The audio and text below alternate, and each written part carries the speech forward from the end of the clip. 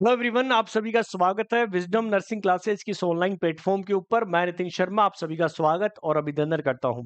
जैसा कि आप सभी को पता है कि बिहार स्टाफ नर्स का जो है वो रिजल्ट आ चुका है और जो क्वालिफाइड कैंडिडेट है उनकी लिस्ट भी जो है वो आ चुकी है। तो फटाफट से एक बार सभी लोग बार-बार यही मैसेजेज आ रहे थे कि सर स्क्रूटनी फॉर्म के लिए या डॉक्यूमेंट्स के लिए हमें कौन-कौन सी चीज़ की आवश्यकताएँ होती है। कि सर यहाँ पर रजिस्ट्रेशन कहाँ का मांगने वाला है, इन सभी के बारे में मैं आप सभी लोगों से चर्चा करने वाला हूँ। तो सभी लोग इस वीडियो को एंड तक ज़रूर देखिएगा। जो चैनल पर नए आए हैं, इस चैनल को सब्सक्राइब कर लीजिए, बेल आइकन को प्रेस कर लीजिए। यहाँ पर एकदम विश्वसनीय जो है वो जानकारी आपको हम देने वाले हैं। तो बिहार स्टाफ नर्स 2025 की एग्ज़ाम हुई और अब रिजल्ट जो है वो जारी हो चुका है और अब उन्होंने डॉक्यूमेंट वेरिफिकेशन के लिए आपको कौन-कौन सी चीज़ें जो है वो चाहिए, वो कौन-कौन सी रेडी रखनी है, इसके लिए मैं आपको पहले ही बता दूँ, ठीक है? सबसे पहले मैं आप सभी को जानकारी देना चाहता हूँ कि आप सभी के सामने यहाँ पर 3 कैटेगरी जो है वो दी गई थी। जनरल, ईडब्ल्यूएस और अदर स्टेट, ठीक है? बैकग्राउंड क्लास जिसे बीसी आपने बोला, एक्सट्रीमली बैकग्राउंड जिसे ईबीसी बोला, एससी, एसटी, वुमन और डिसेबल्ड पीडब्ल्यूडी। ये 3 जो है वो टोटल 4 कैटेगरी उन्होंने दी, जिसके अंदर उन्होंने मिनिमम क्वालिफिकेशन मार्क्स लगा कि जो जनरल या आपके ईडब्ल्यूएस या अदर स्टेट से आते हैं उनको 40% जो है वो मिनिमम मार्क्स चाहिए। नेक्स्ट, जो पिछड़ा वर्ग है जिसे बैकवर्ड आप बोल रहे हैं 36.5% चाहिए।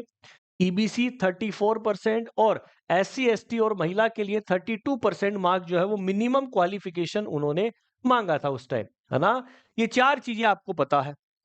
अब सबसे पहले मैं यहाँ पर बात करता हूँ कि सर यहाँ पर कट ऑफ जो है वो किस तरीके से रहेगी, ठीक है?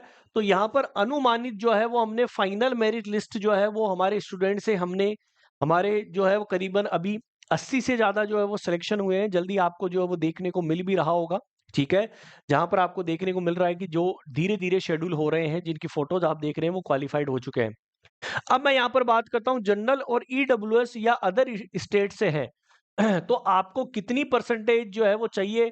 100% में से आपको 50% की आवश्यकता होगी फाइनल मेरिट लिस्ट के आधार पर। ये मैं आपको बता रहा हूं दोस्तों, मैक्सिमम। ये मैं क्या बता रहा हूं, मैक्सिमम। क्योंकि अनुमानित है कि जितने भी हमारे बैच के अंदर पैड यूजर्स थे, जो स्टूडेंट थे जिन्होंने अपनी यहाँ पर जो है हमें रिजल्ट शेयर किया, उनके अंदर यदि मैं जनरल रेशियो देखूं तो मिनिमम जो है वो जनरल ईडब्ल्यूएस या अदर स्टेट्स की, मतलब जो बिहार से बाहर के हैं, तो उनके लिए भी 50% में मैक्सिमम मान रहा हूं। वैसे 48 से 50 के बीच में रहने वाला है, लेकिन बैकवर्ड क्लास जो है वो 39% रहने वाली है, एक्सट्रीमली बैकवर्ड 37% और एससी एसटी वुमन और डिसेबल्ड वो 35%। और आप सभी को पता है कि 25% जो है वो इसके अंदर आपको क्या मिलने वाला है, बोनस मिलने वाला है। अब वो बोनस किसको मिलेगा, इसके लिए मैं आपको अलग से एक वीडियो बनाने वाला हूं कि जिसके पास एक्सपीरियंस कितना है, कोविड के टाइम में क्या काम किया, कितने साल से काम कर रहे थे, उसके लिए मैं आपको विद द एग्जांपल जो है एक वीडियो बनाऊंगा, उसके माध्यम से सोल्व करूंगा। सबसे पहले मैं डॉक्यूमेंट्स के ऊपर बना रहा हूं। देखिएगा कि सर कौन-कौन से इंपॉर्टेंट डॉक्यूमेंट्स हमें चाहिए। सबसे पहले आप सभी लोगों को मैं बता दूं कि जो भी आपने फॉर्म फिल किया था, याद रखना कि जो भी आपने जो है वो फॉर्म फिल किया था, क्या किया था, फॉर्म फिल किया था, ठीक है? तो आपके पास फाइनल प्रिंट एक आया होगा, प्रिंट आउट आया होगा आपके पास में ओरिजिनल, ठीक है? जिसके अंदर आपकी फोटो, आपके सिग्नेचर लगकर आए होंगे, ठीक है? विद द पेमेंट की रिसिप्ट के साथ में। वो आपको फॉर्म फिल वाला जो है वो फाइंड आउट करना है, वो फाइनल प्रिंट आउट आपको लेना है। देन आपका एडमिट कार्ड, सेकंड चीज याद रखना, एक आपका एडमिट कार्ड। जब आप हॉल के अंदर गए थे एग्जाम देने के लिए, तो आपके पास एडमिट कार्ड दिया होगा और जो इन्वेस्टिगेटर था, कौन, जो इन्वेस्टिगेटर मतलब जो एग्जामिनर था, उस एग्जामिनर ने आपको क्या किया था, चेक किया, सिग्नेचर किया था, याद होगा। उस एडमिट कार्ड के ऊपर आपको सिग्नेचर किया होगा एग्जामिनर ने, ठीक है? जैसे आपके आपके सिग्नेचर थे, एक तरफ जो है एग्जामिनर आपको वेरीफाई करने के लिए वो एडमिट कार्ड भी जरूरी है, ठीक है? तो दो चीजें, एक फॉर्म का फाइनल प्रिंट आउट और एक एडमिट कार्ड आपको रखना है। उसके बाद में 10th और 12th की मार्कशीट चाहिए। प्रिंट आउट फॉर्म हो ही गया, अब 10th का मतलब जो मैट्रिकुलेशन होता है, क्योंकि वहां पर डेट ऑफ बर्थ का जो है वो वेरिफिकेशन किया जाता है। ठीक है, तो आपको क्या क्या चाहिए? 10th की मार्कशीट भी आपको चाहिए, है ना? 10th की मार्कशीट चाहिए, देन आपको 12th की मार्कशीट चाहिए। बहुत सारे लोगों ने जीएनएम कर रखा है, तो जीएनएम की तीनों साल की marksheet, first year, second year और थर्ड ईयर। बहुत सारे लोगों ने बीएससी नर्सिंग किया होगा, और बीएससी नर्सिंग के अंदर 4 साल की मार्कशीट होती है, फर्स्ट ईयर की, सेकंड ईयर की, थर्ड ईयर की और फोर्थ ईयर की। ये आपको ओरिजिनल ही चाहिए। ठीक है, चाहे आपने बीएससी कर रखा हो तो बीएससी नर्सिंग के अंदर 4 साल की, पहली से फोर्थ तक, जीएनएम में पहले से 3 साल तक। अब सर यहां पर आ रहे हैं आईएनसी सूटेबिलिटी।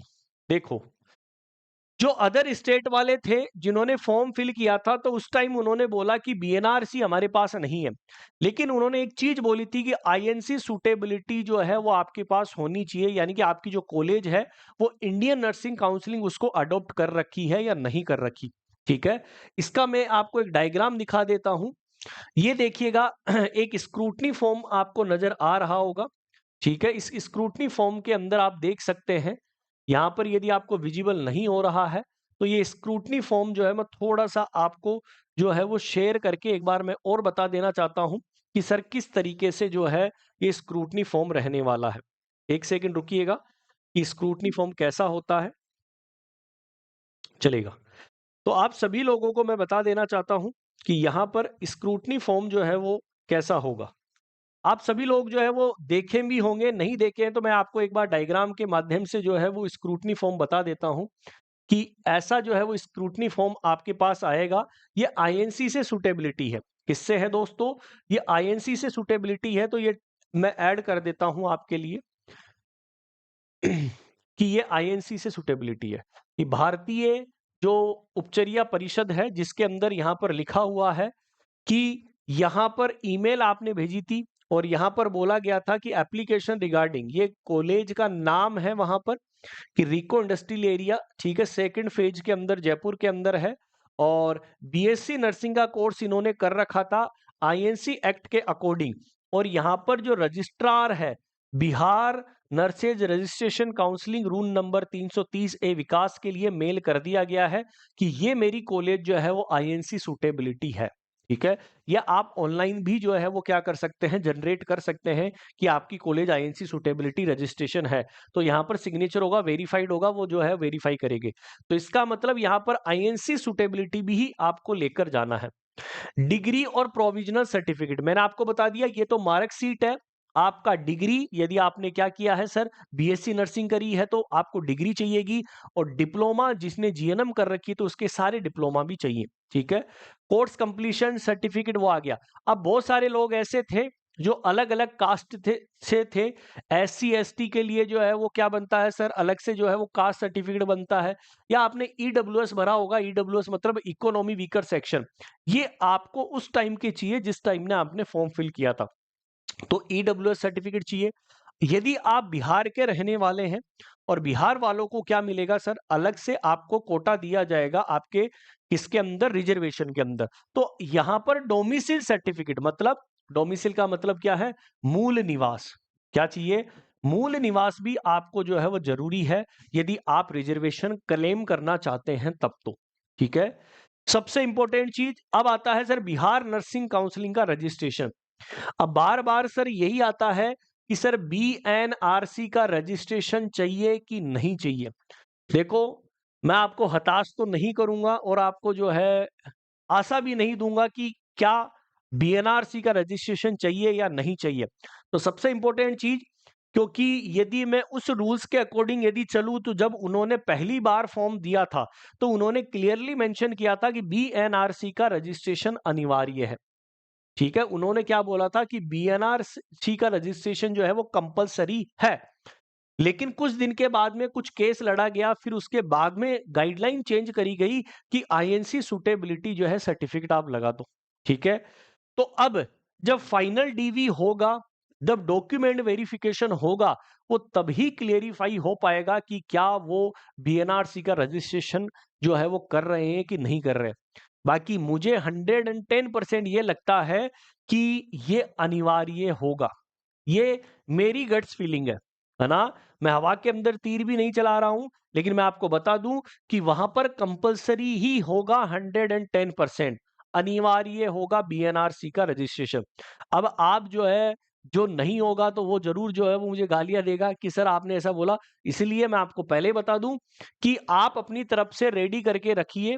अब जो भी होगा वो डीवी के टाइम में ही पता चलेगा। बाकी मेरे हिसाब से यहाँ पर जब अकॉर्डिंग टू मैं एडवर्टाइजमेंट पर जाता हूं तो डेफिनेट वहां पर बीएनआरसी का रजिस्ट्रेशन अनिवार्य मांगा गया।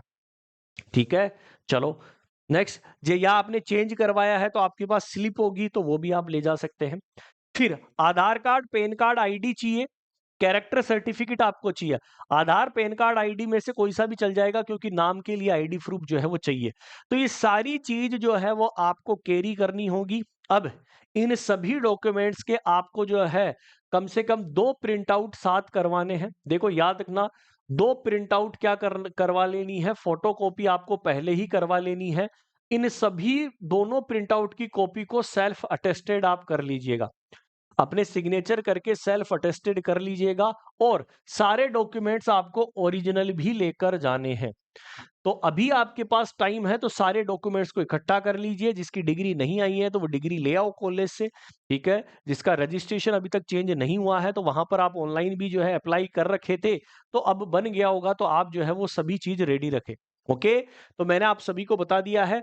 आईएनसी के लिए भी मैंने बता दिया है, सुटेबिलिटी चाहिए, ठीक है, ये भी मैंने आपको गाइडलाइन दे दी है। ओके, चलेगा। फिर भी यदि आपको कोई डाउट लगता है तो आप विजडम क्लासेज ऑफिशियल के नाम से इंस्टाग्राम को फॉलो कर सकते हैं। कमेंट सेक्शन के अंदर भी बता दीजिएगा यदि आपको कोई प्रॉब्लम होती है।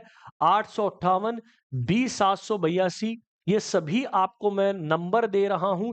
इस नंबर के ऊपर आप कॉल और मैसेज कर सकते हैं सुबह 9 बजे से लेकर शाम को 5:30 बजे तक। ओके, तो ऑल दी बेस्ट। सभी लोग जो है सिलेक्शन ले चुके हैं और क्वालिफाइड हो चुके हैं। जल्दी एक वीडियो और मैं डालूंगा जो आपके लिए रहेगा, किसके लिए, कि सर यहाँ पर एक्सपीरियंस किस तरीके से मिलने वाला है। तो ये सारी चीजें मैंने जानकारी दे दी है। स्क्रूटनी फॉर्म के बारे में भी एक अलग से वीडियो में डालने वाला हूँ। ओके, चलेगा। Thank you so much, bye bye, take care to all. कोई भी डाउट आए तो कमेंट सेक्शन के अंदर जरूर बताना। Thank you so much, bye.